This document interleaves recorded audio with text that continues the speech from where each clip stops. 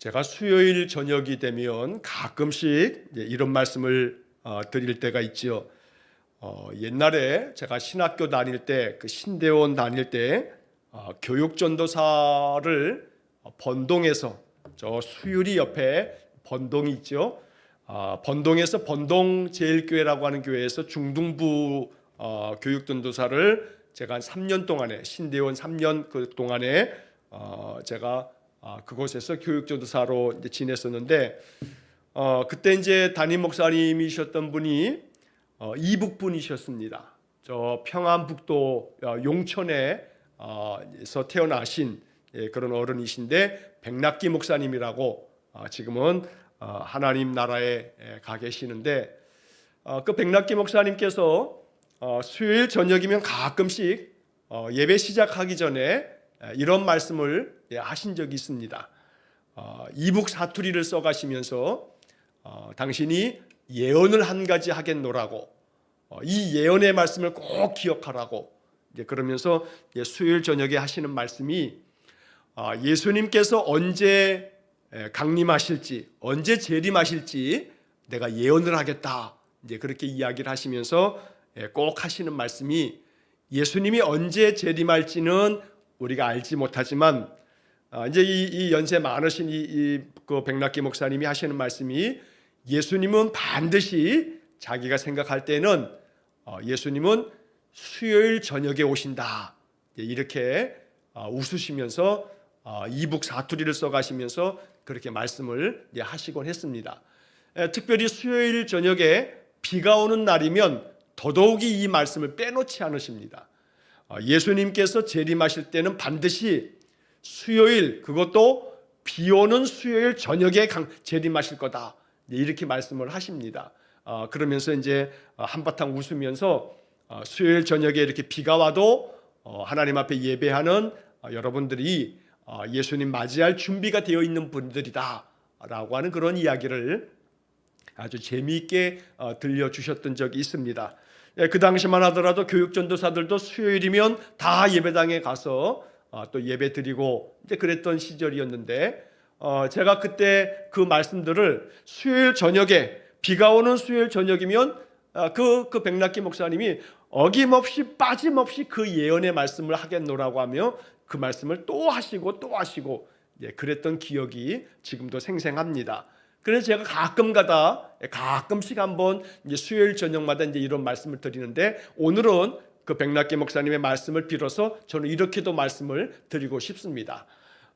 영하의 날씨가 계속되어지는 수요일 저녁에 주님께서 아마 재림하실 거다. 왜냐하면 이렇게 추운 날씨에도 하나님 앞에 예배하는 그런 우리의 마음속에 주님이 강림하시는 그런 귀한 은혜가 있기를 간절히 원합니다. 수요일 저녁마다 이렇게 헌신하듯 내 시간을 주님 앞에 드리는 것, 이것을 하나님께서 또 기억하여 주시고 또 귀히 여겨주시는 은혜가 있기를 간절히 축원합니다. 자, 여러분 교재 책을 가지고 계신 분들은 오늘 128쪽에 이제 아래쪽에 입을 열어 하는 전도, 오늘 전도에 대한 이야기 5번째 시간을 갖게 되어지는데, 지난주에 생활을 통한 전도를 쭉 길게 말씀을 드렸고, 또 입을 열어 하는 전도에서 예수님께서 실로암 연못에서 바로 이 눈을 씻으라 하면서 그 나면서부터 맹인되었던 자를 고쳐주시는 이야기를 지난 시간에 우리가 함께 말씀을 나누었습니다. 자, 이 예수님께서 실로암 연못에서 실로암 못에 가서 너의 눈을 씻어라 하면서 이렇게 나면서 맹인되었던 자를 고쳐주실 때가 안식일이었다. 그래서 유대인들은 안식일에 하지 말아야 할 것을 예수라고 하는 자가 안식일을 범하였다 이러면서 비난을 하고 예수를 잡으려고 하는 그런 때에 바로 이 눈을 뜬 사람이 이 유대인 산헤드린 공회로부터 여러 가지 많은 위협을 당하면서 그가 했던 대답이, 나는 그분이, 그 사람이, 그 예수라고 하는 이가 죄인인지 아닌지 나는 알지 못한다. 그러나 한 가지 일을 내가 알고 있는데 내가 맹인으로 났다가 지금은 보고 있는 거다 라고 하면서 자기가 경험한 이야기를 들려주는 것이 지난번에 우리가 마지막에 보았던 내용입니다. 내가 경험한 예수님, 나에게 예수님은 내가 그 예수님을 잘 알지는 못하지만 그러나 나에게 그 예수님께서는 내 눈을 밝혀주신 분이다 라고 하는 그런 증거, 이게 바로 입을 열어서 하는 아주 소중한 전도의 방법이라 라고 하는 이야기를 우리가 책에서 살펴보았던 겁니다.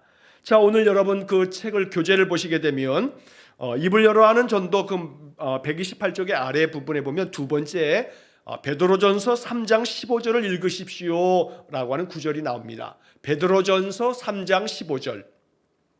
자, 제가 한번 읽어보겠습니다. 너희 마음에 그리스도를 주로 삼아 거룩하게 하고 너희 속에 있는 소망에 관한 이유를 묻는 자에게는 대답할 것을 항상 준비하되 온유와 두려움으로 하고.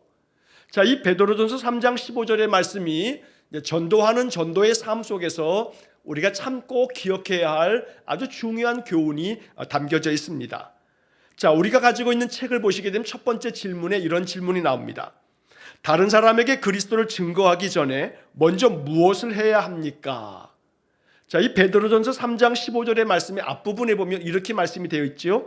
너희 마음에 그리스도를 주로 삼아 거룩하게 하고. 자, 이 개역개정 성경의 이 말씀의 첫 번째 이 부분의 질문이 바로 그겁니다. 자, 다른 사람에게 그리스도를 증거하기 전에 우리가 해야 할 것이 있는데 그게 뭐냐면 그리스도 예수님을 나의 마음속에 주님으로 삼아야 한다. 주인으로 삼아야 한다. 그래서 예수님께서 내 삶의 주인이 되시도록 하는 것, 이게 첫 번째 중요하다라고 말하는 겁니다. 다른 사람에게 예수 그리스도를 증거하기 전에 먼저 필요한 것은 그 예수님이 나에게 있어서 주님이 되셔야 한다. 그래서 예수님을 주인됨을 고백하고 믿을 줄 아는 그런 믿음이 우리에게 먼저 필요하다는 겁니다.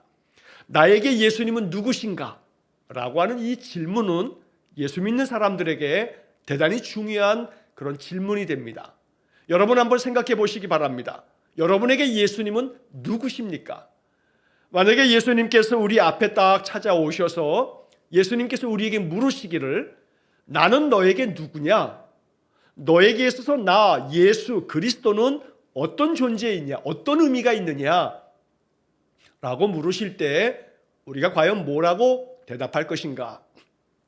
예수님은 나에게 어떤 분이신가?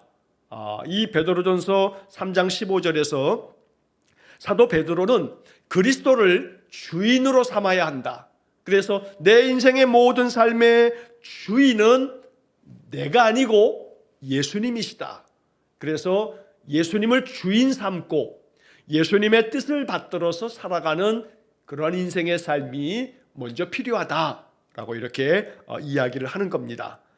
그만큼 그리스도를 주로 삼는다라고 하는 이 이야기는 예수 그리스도를 체험하는 자에게서 경험되어지는 그런 고백이 될 수 있는 겁니다. 예수님 체험이 없으면, 예를 들어서 좀 전에 말씀드렸던 것처럼 요한복음 9장에 나오는 그렇게 태어나면서부터 맹인되었던 사람은 나면서부터 맹인되었기 때문에 평생 동안에 단 한 번도 밝은 빛을 본 적이 없습니다. 그런데 예수님께서 그 사람에게 빛을 허락하십니다. 눈을 보게 하신 겁니다. 자, 그러면 이 사람의 인생이 어떻게 되겠습니까? 예수님을 경험한 이 사람은 이제 죽을 때까지 내 눈을 밝게 뜨게 해주신 예수님을 자기 자신의 주님으로 삼을 겁니다. 그래서 예수님 앞에 예수님께서 내 눈을 밝혀주셨으니 나의 모든 삶의 주인 되시는 분은 바로 예수님이시라 라고 아마 이 사람은 주저함 없이 이야기를 할 것입니다. 이처럼 내 신앙의 삶에 있어서 예수님을 나의 삶 속에서 진심으로 경험하는 것, 체험하는 것, 이것이 먼저다 라고 말하는 겁니다. 왜냐하면 그래야 확신을 가지고 예수님을 증거할 수 있기 때문입니다. 내가 경험한, 내가 만난 예수님을 내가 분명히 마음속에 확신을 하고 있을 때 다른 사람에게도 주저함 없이 내가 만난 예수님은 이러하다고 전할 수 있는 그런 용기가 생기기 때문에 다른 사람에게 그리스도를 증거하기 전에 먼저 해야 할 것은 예수님을 경험하는 삶, 예수님을 나의 주인으로 삼는 것. 그래서 예수 그리스도야말로 나의 인생의 삶에 아주 절대적인 분이심을 경험하는 이것이 첫 번째로 중요하다고 베드로는 우리에게 가르쳐 주는 겁니다. 자, 두 번째 질문을 보시게 되면 우리 속에 있는 소망은 무엇입니까? 자, 우리 속에 어떤 소망이 있느냐? 그래서 이 베드로전서 3장 15절에는 그 중간에 보면 너희 속에 있는 소망에 관한 이유를 묻는 자에게는 대답할 것을 항상 준비하되. 자, 너희 속에 있는 소망에 대해서 묻는 사람들이 묻는 겁니다. 당신 안에 어떤 소망이 있길래 당신이 그렇게 살아가느냐라고 이렇게 묻는 사람들에게 내가 가지고 있는 소망, 내 안에 있는 소망이 무엇인지를 사람들에게 알려줄 수 있어야겠다라고 하는 겁니다. 자, 그래서 이 두 번째 질문의 대답은 이렇게 대답할 수 있습니다. 우리 속에 있는 소망이 무엇이냐? 그건 다름 아닌 영생입니다. 영생, 영원한 생명. 하나님 나라에서 영원한 생명을 누리는 것, 바로 성경에서 예수님께서는 예수 그리스도를 믿음으로 말미암아 우리는 사망에서 생명으로 옮겨졌고 우리에게는 영원한 생명이 주어진다고 주님께서는 약속해 주시는 겁니다. 자, 그래서 우리에게는 어떤 소망이 있냐면 영생에 대한 소망이 있다라고 이렇게 말할 수 있다는 것입니다. 자, 한 병원에서 시한부 생명을 살아가고 있는 환자가 있는데 이 사람이 아주 독실한 신자입니다. 그런데 이 사람은 자신의 이 생명이 이제 소진되어 자기가 이제 더 이상 살 수 있는 소망이 없다는 것을 알게 됩니다. 그리고 자기가 이제 시한부 생명을 살아가고 있다는 것을 알고 있는데도 불구하고 이 사람 마음 가운데는 절망하기보다는 오히려 마음에 소망이 가득합니다. 그리고 오히려 하루하루 내 생명이 다하는 날까지 하나님을 찬송하면서 그가 마지막에 그 삶의 시간들을 보내는 겁니다. 그래서 그 같은 방에 있었던 그런 사람들이 그 사람에게 묻습니다. 당신은 이제 시한부 생명으로 이제 곧 얼마 안 있으면 그 생명, 이제 죽음을 맞이하게 될 텐데 뭐가 이렇게 편안하느냐고, 어떻게 그렇게 마음이 참 평안한 모습을 띌 수가 있느냐고. 이때 이 사람이 대답합니다. 나에게는 죽음이 끝이 아니고 나는 오히려 이 죽음이라고 하는 것이 내게 이제 가까이 다가왔지만 이 육신의 삶에서의 죽음이 나의 모든 것의 끝이 아니라 새로운 시작이라고 하는 것을 내가 분명히 알고 믿기 때문이라고 이야기를 하는 겁니다. 그러면서 나는 이제 하나님께서 나를 부르실 것이고 나는 하나님 계신 우리 예수님께서 먼저 가 계시는 그 하나님 나라로 이제 내가 옮겨지게 될 것이라고, 성경에 나오는 이 부활의 소망이 이 사람에게 가득했던 겁니다. 그래서 나는 두렵지 않다고, 나는 이제 하나님 나라로 갈 것이기 때문에 이제 나는 주님을 맞이할 준비가 되어 있노라고, 주님께로 나아갈 준비가 되어 있노라고, 나에게는 이제 영생의 복이 내게 예비되어져 있노라고. 이 사람은 그가 가지고 있는 믿음에 대해서 확신을 할 뿐만 아니라 그 확신의 믿음 때문에 이 시한부 생명을 살아가면서도 마음의 평화를 잃어버리지 않았던 겁니다. 그러니 그 사람의 그 믿음을 바라보면서 사람들은 감동을 하게 되는 겁니다. 저 사람이 가지고 있는 도대체 그 믿음이 무엇이길래, 저 사람이 도대체 영생을 믿고 있다고 하는데 그 영생이 무엇이길래 이렇게 죽음 앞에서도 초연하게 담대한 마음을 가지고 마음에 저렇게 평화로울 수 있을까? 바로 이것이 그리스도인들이 가지고 있는 힘이고 믿음이 우리에게 주어지는 그런 놀라운 축복이 된다는 겁니다. 누가 묻더라도 내 안에는 영생이 있다는 것, 그래서 하나님 약속하신 그 영생의 복음을 가지고 있기 때문에 나는 오늘 이 세상을 떠난다 할지라도 두렵지 않다고, 나는 하나님 나라로 나아가는 영생의 소망을 가지고 있다고 대답할 수 있는 그런 믿음의 확신이 있는 사람, 이 사람에게는 인생의 삶의 그 무엇도 두려울 것이 없다는 겁니다. 그래서 오늘 우리는 이 베드로 사도가 이렇게 너희 속에 있는 소망에 대해서 누군가가 묻는다면 대답할 것을 준비해 둬라. 그만큼 대답할 것을 준비한다는 것은 그만큼 마음 가운데 확신을 가지고 살아라 라고 베드로가 이야기를 하고 있는 것입니다. 여러분, 이러한 대답할 준비가 되어져 있습니까? 마음속에 이런 확신이 내 마음속에 아주 분명하게 자리 잡고 있는가 라고 하는 겁니다. 만약 아직도 여전히 내 마음속에 대답할 것을 항상 준비하라고 했는데 아직 준비가 되어져 있지 않다면 더욱더 하나님 앞에 기도하시면서 하나님 나에게 그런 담대함을 주십시오. 그런 확신을 주십시오.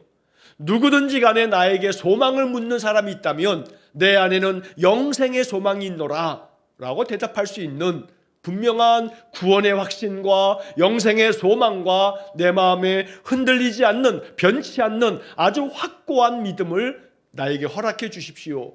이러한 기도를 하나님 앞에 드릴 수 있기를 간절히 바랍니다. 그런 마음의 소망을 가지고 늘 예배 생활을 하다 보면 믿음이라고 하는 것은 말씀을 들으면서 나오는 겁니다. 말씀을 듣는 가운데서 믿음이 자꾸 성장하고 믿음이 더욱더 아주 분명하게 확고하게 내 마음속에 자리 잡는 것입니다.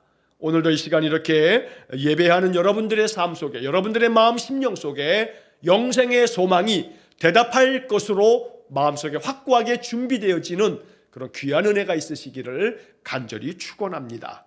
자, 세 번째 마지막 질문을 보시게 되면 다른 사람들이 우리 속에 있는 소망에 관심을 갖게 하는 것은 무엇입니까? 자, 좀 전에 드렸던 그 말씀과 같은 그러한 질문의 대답이 되겠습니다.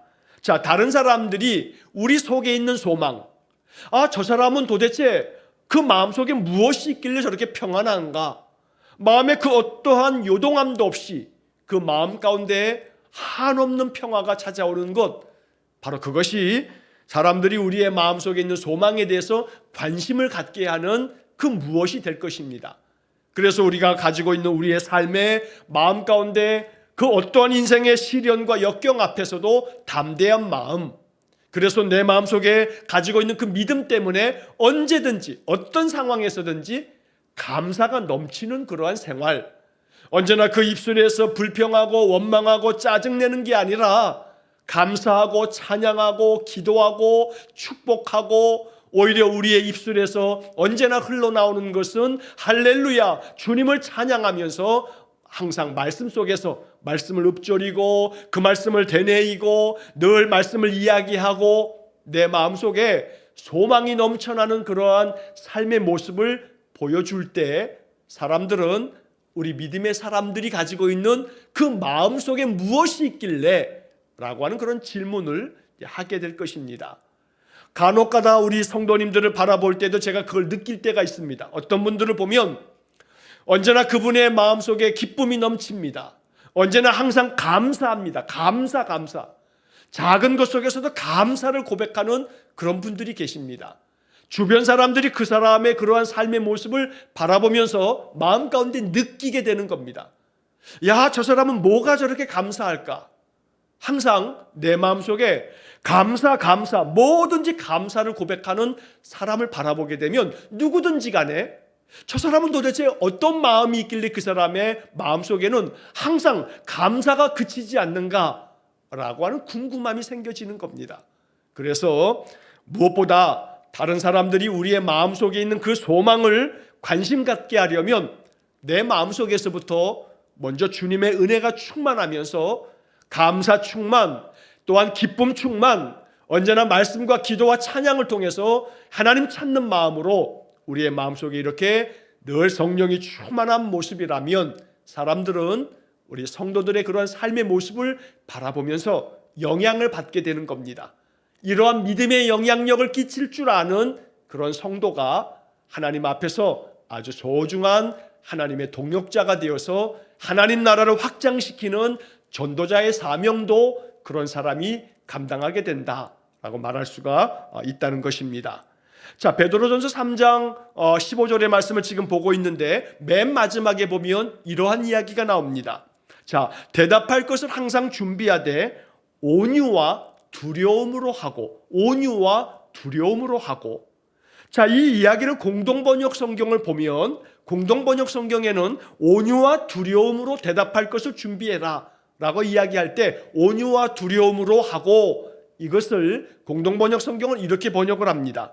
답변을 할 때에는 부드러운 태도로 조심스럽게 해야 합니다. 부드러운 태도로 조심스럽게 답변해야 합니다. 사람들을 마치 이렇게 가르치는 것처럼 자기는 모든 걸 다 알고 있는데 너는 모르기 때문에 내가 가르쳐 주는 거야 라고 하는 식으로 교만한 마음이, 자만한 마음이 배어져 있는 게 아니라 오히려 겸손한 마음으로 또 아주 부드러운 그런 태도로 사람들의 마음 가운데 내가 가지고 있는 내 안에 충만한 하나님의 은혜를 겸손하게 전할 줄 아는 그런 태도가 중요하다는 겁니다. 자, 이 공동번역 성경에서 중요한 단어 하나가 바로 태도라고 하는 말입니다. 답변을 할 때에는 부드러운 태도로 조심스럽게 해야 합니다.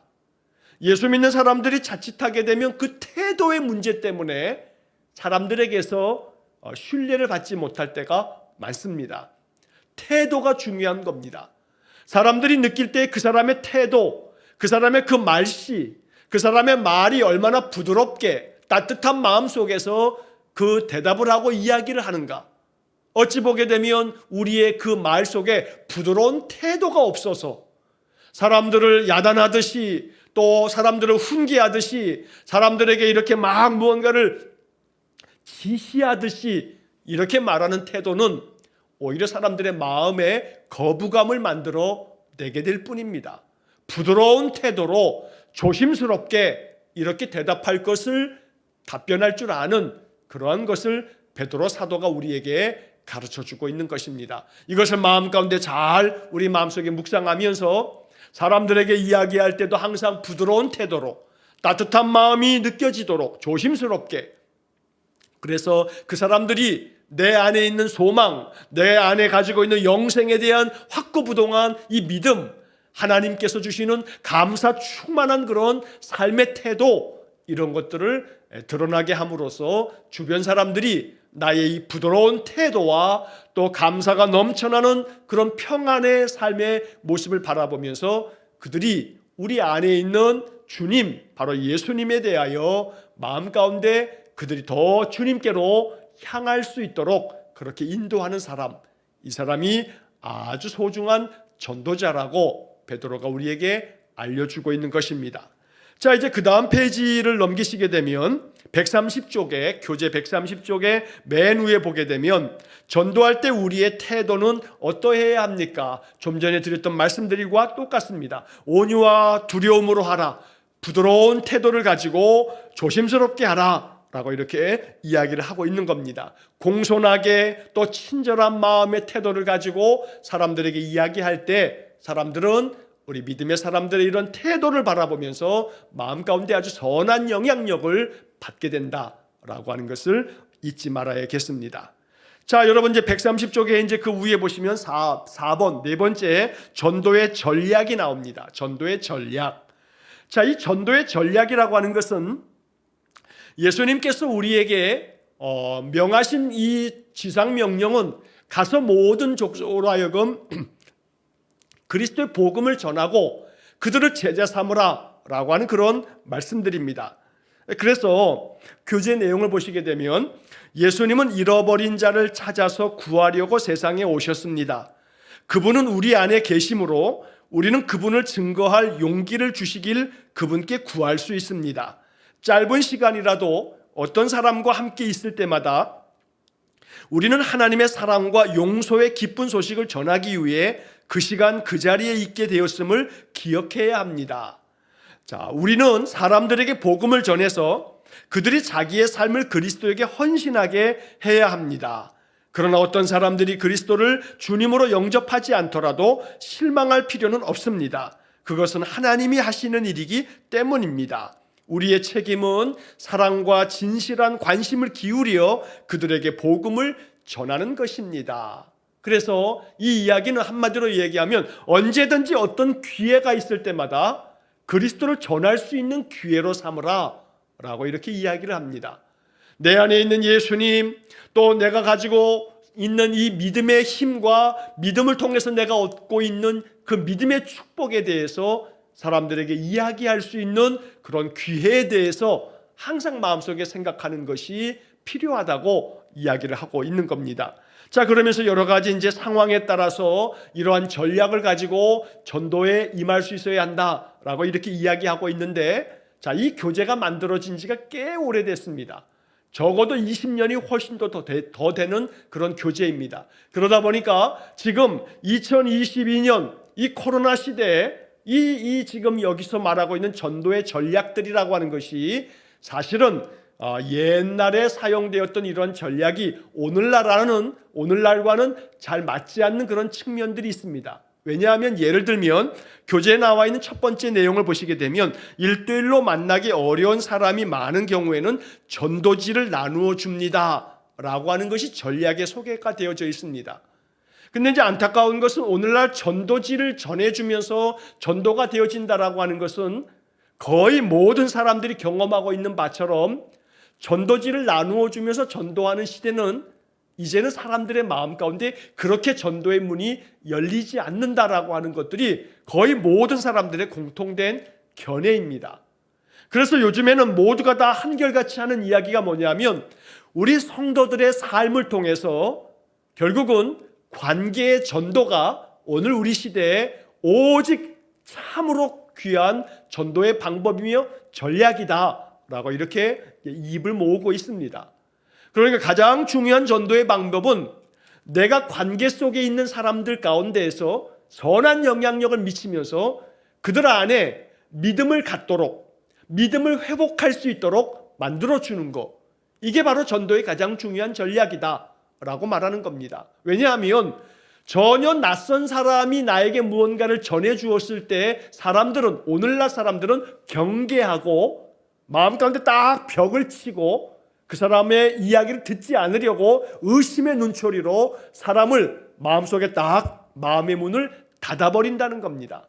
그래서 알지 못하는 사람이 나에게 다가오는 것조차 매우 부담스럽게 여길 뿐만 아니라 의심하는 그러한 눈빛으로 경계하고 있기 때문에 오늘날 정말로 필요한 전도의 가장 중요한 전략은 내가 아는 사람들 중에, 내가 평소에 늘 친하게 지내는 사람들 중에, 내가 항상 예수 그리스도를 믿는 믿음의 사람으로서 아름다운 영향력을 미치면서 아주 선한 행실로 사람들을 만나는 그런 가운데 내가 만나는 사람들 중에서, 내가 관계하고 있는 사람들 중에서 내가 마음 가운데 기도하면서 그 한 사람 한 사람 영혼들을 위해서 기도하면서 믿음이 있는 사람은 믿음이 더욱더 굳건하게 서도록, 믿음이 없는 사람은 믿음을 가질 수 있는 기회를 만들고, 믿음이 있다가 낙담한 사람들에게는 그 믿음을 회복할 수 있도록 그렇게 도와주는 것, 이게 바로 관계 전도다라고 말하는데 오늘날의 현대 사회에서는 관계 전도가 가장 소중한 전도의 방법이 된다라고 사람들 모두가 이야기를 하고 있는 것입니다.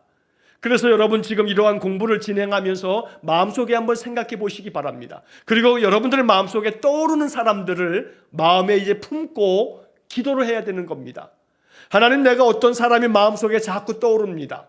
그 사람의 믿음이 회복되어지도록 내가 온유와 또 두려운 마음으로 아까 말씀드린 것처럼 부드러운 태도를 가지고 그렇게 다가가서 그 사람들의 마음속에 감동이 되어지도록, 그 사람들의 마음속에 나의 그 선한 부드러운 마음의 태도가 전달되어지면서 자연스럽게 그 마음속에 하나님 찾는 마음이 생겨지도록 더 많이 간절하게 기도하면서 섬김의 사명을 온전하게 감당하는 것이야말로 관계전도에 있어서 아주 중요한 전략이 될 수 있다는 겁니다. 무엇보다 중요한 것은 기도하는 겁니다. 한 영혼 한 영혼을 가슴에 품고 기도하는 겁니다. 결코 우리의 태도가 그 사람들을 지시하듯이가 아니라 섬기는 마음으로, 그 사람의 영혼을 사랑하는 마음으로 그렇게 늘 기도하면서 그 영혼이 하나님께로 나올 수 있기를 간절히 기도하는 그런 마음이 오랜 동안 기도하고 또 기회가 있을 때마다 섬기면서 그들의 마음에 결코 하나님을 향한 그 마음이 걸려 그저 어떠한 걸림돌이 생기지 않도록 마음 가운데 그들의 마음을 살필 줄 아는 그런 태도에서부터 우리의 관계 전도가 시작될 수가 있다는 겁니다. 자, 그래서 이제 오늘 우리들이 이 이야기를 볼 때 자, 이 마지막 부분에 보시게 되면 맨 마지막에 4번, 가로 4번에 보면 이러한 이야기가 나옵니다. 상황에 따라 자신의 간증을 나누는 것도 효과적입니다. 자, 간증을 나누는 것이 효과적이다. 이게 굉장히 중요한 관계 전도에 있어서도 아주 중요한 그런 내용이 되겠습니다. 자, 왜냐하면 아까도 말씀드린 것처럼 내 관계 속에서 삶을 통해서 만나는 사람들에게 나의 삶의 모습, 평소에 너무나 잘 알고 있는 그 사람의 모습, 언제나 그 마음속에 기쁨이 가득한 모습으로 살아가는 것, 마음의 평안함이 가득한 그런 삶의 모습, 언제나 마음속에서 감사가 넘쳐나고 늘 부지런하고 성실하고 그 삶의 태도가 아름다운 본보기가 되고, 이처럼 그 자신의 삶의 변화된 모습들을 바라볼 때 이것 자체가 가장 효과적인 전도의 방법이 된다라고 말하고 있는 것입니다. 나의 삶이 증거가 되어질 수 있도록, 그래서 우리가 지난번에도 이야기를 나누었던 것처럼 생활을 통한 전도, 우리가 지난번에 공부했던 128쪽의 메뉴에 보면 생활을 통한 전도라고 하는 그런 제목이 나오는데, 이게 대단히 중요한 간증의 도구가 된다는 겁니다. 여러분이 간증이라고 하는 것에 대해서 우리가 이렇게 생각할 때에는 극동방송이나 또 아니면 CBS나 이런 어떤 기독교 프로그램에서 내가 정말로 이렇게 어떤 시한부 환자로 죽을 병에 걸렸다가 하나님의 은혜로 내가 고침을 받았다, 내가 이렇게 굉장한 실패한 인생을 살다가 내 모든 실패한 인생이 회복되었다, 이런 어떤 드라마 같은 그러한 사람들의 간증 이야기를 우리가 자주 접하게 됩니다. 그런데 그런 드라마 같은 그런 간증이 언제나 은혜로운 것은 아닙니다. 사실 정말로 은혜로운 것은 나의 인생의 삶에서 드라마 같은 그런 역사는 없지만 그저 잔잔한 나의 삶 속에 별로 특별한 것이 없지만 나의 인생의 삶 속에서 언제나 예수 그리스도로 말미암아 내 마음에 은혜를 받고 은혜 받은 나의 삶이 언제나 평탄하고 아무 일 없지만, 그러나 나의 일상의 삶 속에서 우리 주님을 늘 만나는 것처럼 그렇게 주님과 동행하면서 이렇게 살아가는 나의 삶의 그 잔잔한 모습 자체가 사람들의 마음 가운데 은혜를 끼치게 되는 겁니다.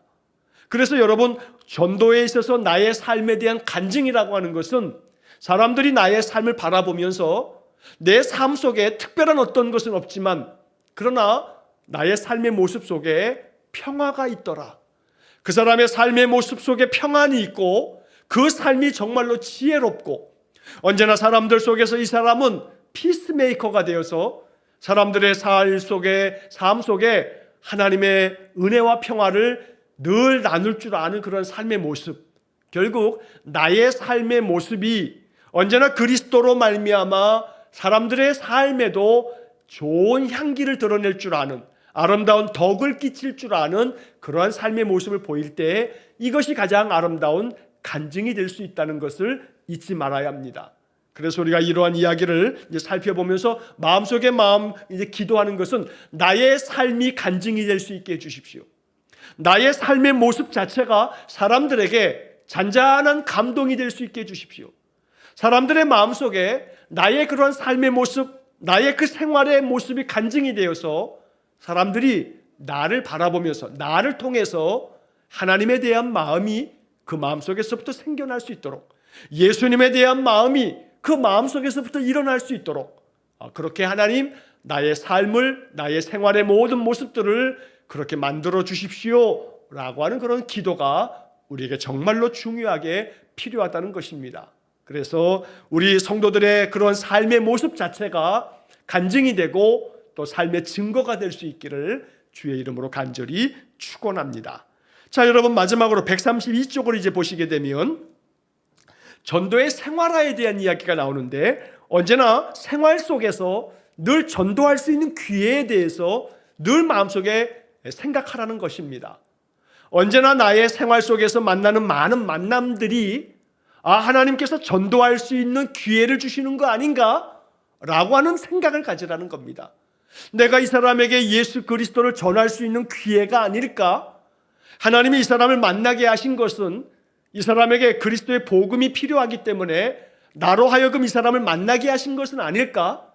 오늘도 내가 이 사람을 만나게 됐을 때 이 사람을 잘 섬기면서 이 사람의 마음속에 내 안에 있는 예수님의 그 따뜻한 마음이 이 사람에게 전달될 수 있도록 그렇게 해주어야 하지 않을까?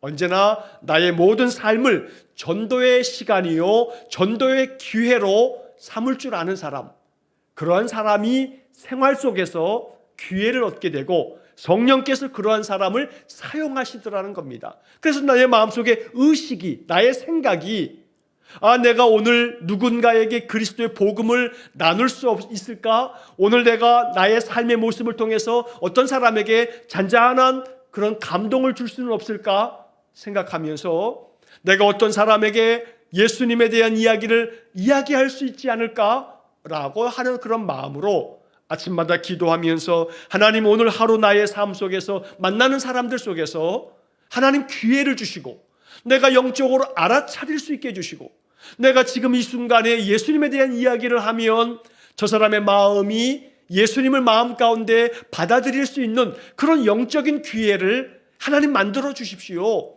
라고 이렇게 늘 기도하는 사람에게 성령께서 그러한 기회를 만들어 주시는 것입니다. 그래서 전도의 생활화라고 하는 것은 나의 생활 속에서 한 영혼이라도 그 사람의 영혼 속에 예수님을 전할 수 있는 기회를 만들 수 있는 그러한 생각이, 그런 마음이 항상 가득한 사람에게 하나님 그러한 기회를 만들어 주시고 그러한 사람을 통해서 영혼의 구원의 역사가 펼쳐지게 된다라고 이렇게 이야기를 하고 있는 겁니다. 그렇기 때문에 기도해야 한다라고 교재에 나옵니다. 계속해서 기도하는 겁니다. 언제나 기도하다 보면 계속해서 하나님 나에게 기회를 만들어 주십시오. 디모데후서 4장 2절의 말씀에 보면 너는 말씀을 전파하라. 때를 얻든지 못 얻든지 항상 힘쓰라. 이런 말씀이 나옵니다. 이게 항상 말씀을 전할 수 있는 기회를 얻기 위해서 늘 기도하는 마음을 가지고 살아갈 때에 하나님께서 그러한 기회를 만드셔서 우리를 통해서 한 영혼이 예수 믿는 그런 역사를 만드시더라는 겁니다. 자, 그래서 우리의 마음속에 언제나 기도하면서 하나님 먼저 나의 삶 속에 예수 그리스도가 살아 역사하며 또 주님께서 나에게 주시는 은혜와 축복이 내 마음 가운데 확신이 되고 이것을 전할 수 있는 그런 기회를 나에게 만들어 주십시오. 여러분 이렇게 기도하면서 언제나 살아갈 때에 하나님께서 우리를 사용하시는 은혜가 있을 줄로 믿습니다. 자, 마지막으로 132쪽의 맨 밑에 보면 네 번째, 적극적으로 전해야 합니다 라고 하는 내용이 나옵니다. 사람들을 기다리려고 하지 말고 가서 전해라. 적극적으로, 능동적으로 그리스도의 복음을 전하는 일에 힘써야 한다라고 이야기를 하고 있는 겁니다. 자, 그런 점에서 적극적으로 전하기 위해서 하나님께서 만나게 하시는 사람이다 라고 하는 생각을 가지고 내가 알고 있는 사람들에게 좀 더 적극적으로 능동적으로 할 수 있는 전도의 좋은 전략이 있습니다. 그게 뭐냐 하면 여러분들이 말씀을 읽다가 마음 가운데 은혜가 되어지는 귀한 말씀이 있으면 여러분 요즘에 다 이 핸드폰이 문자하고 카톡하고 얼마나 좋은 세상입니까? 그러면 열심히 사람들에게 카톡으로 문자를 보내는 겁니다. 열심히 하나님 말씀 가운데 좋은 말씀들을 항상 그들에게 전하는 것이 이것이 얼마나 큰 축복의 전도의 방법인지 모릅니다. 여러분 설교를 듣다가도 어떤 설교가 이 사람에게는 참 소중한 말씀이 되겠다 싶으면 그러면 유튜브에서 공유 버튼을 눌러가지고 그래서 그 링크 주소를 복사해가지고 사람들에게 전달하는 이런 방법들도 있다는 겁니다. 그래서 언제나 사람들에게 자연스러운 기회가 생겨질 수 있도록 늘 기도하고 그리고 늘 능동적이고 적극적으로 그리스도의 복음을 전할 수 있는 그런 마음이 우리에게 생겨질 때에 나를 통해서 한 사람의 영혼이 예수를 알게 되고 구원받는 그런 역사가 펼쳐지게 된다는 겁니다. 134쪽에 보게 되면 오직 결과는 하나님 앞에 맡기면서 그러나 그 결과에 대해서는 기대하는 마음을 가지고 언제나 전도하는 삶을 살아가라고 권면하고 있습니다. 여러분 이러한 교제의 내용들을 마음 가운데 깊이 마음속에 생각하면서 하나님께서는 우리 성도들이 전도자로서 살아가기를 요구하고 계신다는 것, 그래서 언제나 내가 만나는 사람들 속에서 복음이 필요한 사람들, 믿음을 다시 회복해야 할 사람들, 믿음을 가져야만 할 사람들 마음속에 여러분 떠올리시면서 그들을 위해서 기도하시고 그 영혼들을 위해서 어떻게 하면 그리스도의 그 복음 안으로 이 사람들을 인도할 수 있을까 늘 생각하시면서 언제나 그리스도의 복음을 전하는 전도자의 사명 마음 가운데 간직하면서 살아갈 수 있기를 주의 이름으로 간절히 축원합니다. 자, 오늘까지 전도에 대한 이야기를 5주 동안 이렇게 쭉 나누게 되고, 이제 다음 주에는 성령 충만이라고 하는 그런 주제를 가지고 몇 주 동안에 우리가 말씀을 또 나누도록 하겠습니다. 교재를 가지고 있는 분들은 다음 주 이제 138쪽부터 또 성령 충만에 대한 주제를 우리가 살필 텐데, 왼쪽에 있는 그 교재 내용을 미리 한 번씩 읽어보시면서 거기에 나와 있는 성경 구절들을 오른쪽 여백에다가 미리 좀 다 써놓으시면서 말씀을 또 예습하시고 우리가 함께 말씀 나누는 시간이 되어졌으면 좋겠습니다. 언제나 때를 얻든지 못 얻든지 그리스도의 복음을 나를 통해서 복음이 증거될 수 있도록 늘 내 안에 예수 그리스도를 나의 주로 삼고 사람들이 물을 때마다 부드러운 태도로 대답할 소망과 영생의 그런 능력이 우리에게 가득 차서 늘 나의 삶이 증거가 되고 간증이 될 수 있는 그런 믿음의 삶, 전도자의 삶을 살아갈 수 있기를 주의 이름으로 간절히 축원합니다. 기도하겠습니다. 자비로우신 아버지 하나님 감사합니다. 우리 성도들의 삶이 전도자의 삶이 되기를 원합니다. 예수 그리스도께서 내 안에 주님이 되셔서 언제나 이 예수 그리스도의 은혜의 복음을 전할 수 있는 우리 성도들 되기를 원합니다. 언제나 말씀을 전파하라, 때를 얻든지 못 얻든지 힘쓰라고 하는 주의 말씀에 순종해서 내 주변에 있는 사람들 가운데 복음이 필요한 사람들, 믿음을 회복해야 할 사람들, 믿음을 가져야 할 사람들의 그 영혼을 마음속에 품고 늘 기도하다가 하나님께서 허락해 주시는 전도의 때가 있을 때마다 그 기회가 만들어질 때마다 그리스도의 복음을 나의 삶을 통해서 증거할 수 있는 귀한 성도들 되게 해 주옵소서. 오직 우리의 모든 삶이 한 영혼이라도 그 영혼을 주님께로 인도하는 전도자의 사명 감당할 수 있도록 우리를 사용해 주옵소서.